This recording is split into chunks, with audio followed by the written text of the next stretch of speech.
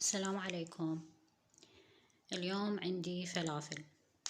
الفلافل يعني واحد يسويها بالبيت أحسن، يعني هم تعطي كمية أكثر وهم النظافة. فعندي هنا كيلو هذا مال حمص نقعته قبل يوم، أخلي وياه كرفس كراث وأخلي وياه ثوم. طبعا نغسله زين وأنشفه بالمصفي وأجي أبلش أثرم بيه. هنا أكو شغلة جربتها أني. الحمص لما نطحنه، لما نثرمه بالمثرامة الناعمة، إذا نعيد عليه 3 مرات مرتين راح يصير مثل المعجن. حتى ذا يعني لما نقليه ونخليه للصودة وهاي السوالف، يعني هم يبقى هالشي شلون معجن عبالك عجينة حتى مو طيب. فسويت أني هسه هذا قسمته لما سويته كليته، يعني مرة واحدة ثرمته، جيت قسمته نص، ثرمته مرة ثانية ونص عفته، ما ثرمته ثرمة واحدة بس، وأجي أخلطهن بعدين. ليش؟ راح ينطيني قرمشة، يسوي فراغات بداخل الفلافل، يعني ما يسويها معجنة، تصير طيبة. هنا أجي إيش أسوي؟ أخلي لهن ملح كليتهن أخلي لهن ملح، بس هاي الكمية هواية، هو يعني مال كيلو حمص هواية. أنا بالنسبة إلي يعني كعائلتي يسوي لي 4 مرات. فايش أسوي بهاي الحالة؟ أخلي له كليته ملح، أطلع بس أطلع ربع الكمية من عنده، هاي أخلي لها بهارات وأخلي لها صودة وأخلي لها شوية مي وأقليها. الباقي إيش أسوي له؟ الباقي ما أضيف له لا مي ولا هاي السوالف لأنه راح أفرزه، فايش أجمده فأخلي له شنو بس الملح، هذا اللي بقى بالمنجانة عندي. هذا خليت له بهارات، خليت له مي، خليت له صودة، وأخلطه وأتركه حتى أقلي. هاي هنا قليته. لما أسوي هاي الطريقة إنه مو كليته أثر مرتين وثلاثة، يصير مقرمش يعني طيب، يصير ما معجن. وهنا عندي بالفيديو همي أنا راح أسوي لكم شغلة الطرشي مال العنبة. هاي شوفوا شلون مقرمش مو معجن. لما أثرمه كليته مرتين ثلاثة لا راح يعجن عندي. بس لما انعزلت نصه عفته بس مرة واحدة، والنص الثاني ثرمته مرتين، هاي بالناعمة يعني بالمثرامة الناعمة يصير أطيب.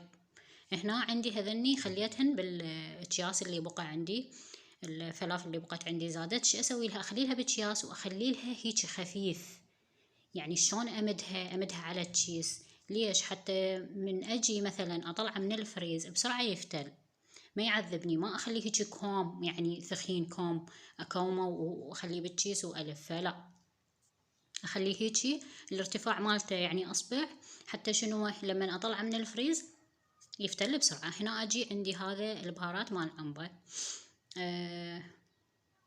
أخلي له مي فاير يغلي، أغلي المي وأجيبه رأسا أخليه فوق هاي البهارات، أخلطه كل زين، وبعدين أتركه يعني أغطيه وأتركه شوية، راح أجي ألقاه كليته ثخين، كليته ذايبة البهارات هاي وصايرة ثخينة. أنا عندي طرشي طلعته من الخل، أو انتو عندكم تطلعوه من الملح، يعني تخرون الملوحة من عنده عادي، تثرمونه كليته. هسه هاي شوفوا كليته نخلطه كل الزين. هسه هذا البهارات مال العنبة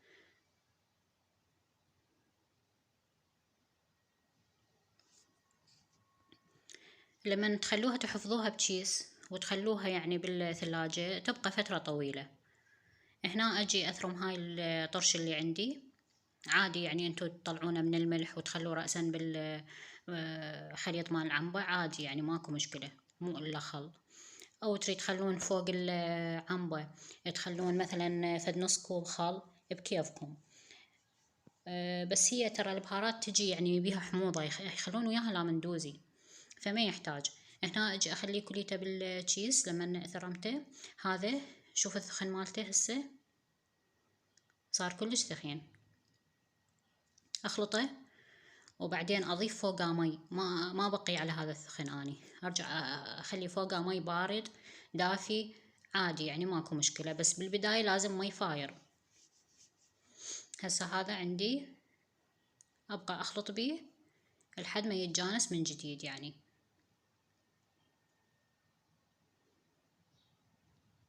تفرق لكم احسن مما يعني تشترون بهواية، تفرق لكم.